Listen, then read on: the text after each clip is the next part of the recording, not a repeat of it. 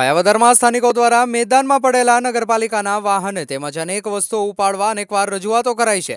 રજૂઆત કરવા છતાં કોઈ ધ્યાન આપવામાં આવતું નથી। આમ આદમી પાર્ટી દ્વારા રજૂઆત કે તાત્કાલિક આ સાફ સફાઈ કરવામાં આવે। છેલ્લા 6 મહિનાથી પડેલ વધારાનો ખરાબો હટાવવામાં આવતો નથી, તેને જલ્દીથી જલ્દી દૂર કરવા રજૂઆત કરાઈ છે। અને આ મેદાન વિદ્યાર્થીઓને રમવા માટે નહીં પરંતુ નગરપાલિકાના કચરા માટે ઉપયોગ થાય છે તેવું પણ જણાવ્યું છે। રિપોર્ટર ફિરોજ જોનેજા, ધોરાજી।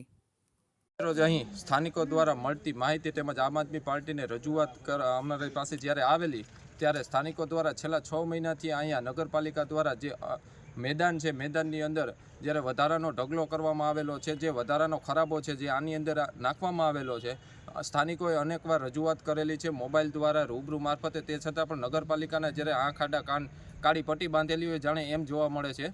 અને જ્યારે પણ સ્થાનિકોએ રજૂઆત કરવા જાય છે ત્યારે નગરપાલિકાના ઓફિસરો દ્વારા ખાલી એટલું કહેવામાં આવે છે કે અમારી પાસે પૂરતો અત્યારે સ્ટોક નથી, જેસીબી નથી, સાધનો પૂરતા નથી।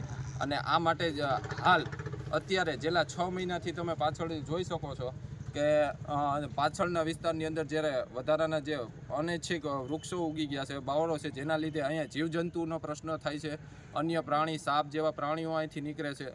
અને તેમ છતાં જો જીવજંતુ વધારે હોય તો આ આજુબાજુમાં જે વિસ્તાર છે જેની અંદર અત્યારે હાલ ડેન્ગ્યુના પ્રશ્નો વધતા જાય છે, તેમજ અહીંયા ચિકનગુનિયા જેવા પ્રશ્નો વધે છે।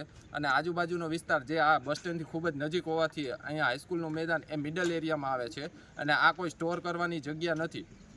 અને છોકરાઓ અહીં જ્યારે બાજુમાં સ્કૂલમાં શિક્ષણ લઈ રહ્યા છે અને આ વિસ્તાર એક મહત્ત્વનો વિસ્તાર હોવા છતાં જો અહીંયા જે નગરપાલિકાની બહારની વસ્તુ, નગરપાલિકા પાસે ઘણો સ્ટોર કરવાનો જે એરિયા છે, આ કાંઈ સ્ટોર કરવાનો એરિયા ન હોવા છતાં જો અહીંયા નાખવામાં આવે છે તો અમારી આમ આદમી પાર્ટીની એવી માંગ છે કે તાત્કાલિક ધોરણે અહીંથી જે આ વધારાનો ખરાબો છે એ દૂર કરવામાં નહીં આવે તો આવનારા દિવસોની અંદર આમ આદમી પાર્ટી જે નગરપાલિકા સામે સ્થાનિકો દ્વારા સાથે રહીને આગામી દિવસોની અંદર ધરણા કરવાની ફરજ પડશે।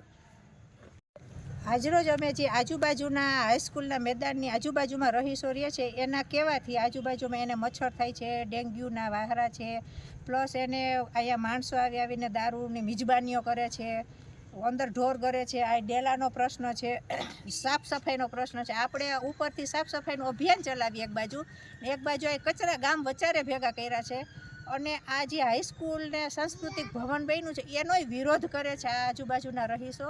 એમ કહે છે કે અમારે અહીંયા સપ્તાહ થતી, અમારા પ્રોગ્રામ ગામના વચ્ચેના થતા એ આ લોકોએ બંધ કરાવી દીધા છે। અત્યારે જે કોઈ પ્રસંગમાં આવે છે સાંસ્કૃતિક ભવનમાં એ લોકો અમને ત્રાસ આપે છે, રાતના કોઈ ના બોલવાના અપશબ્દો બોલે છે અને આખી રાત અમને સુવા નથી દેતા। એ બધા બહેનોના પ્રશ્નો છે, આ બાજુના રહીશોના બહેનો છે, તમે એ બહેનોને પણ પૂછી શકો છો। તમને શું પ્રશ્ન છે બોલો?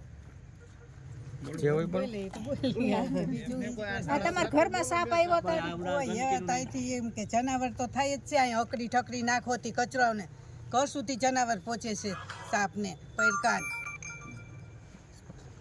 બીજા બહેનોને આવશે કોઈને બોલતા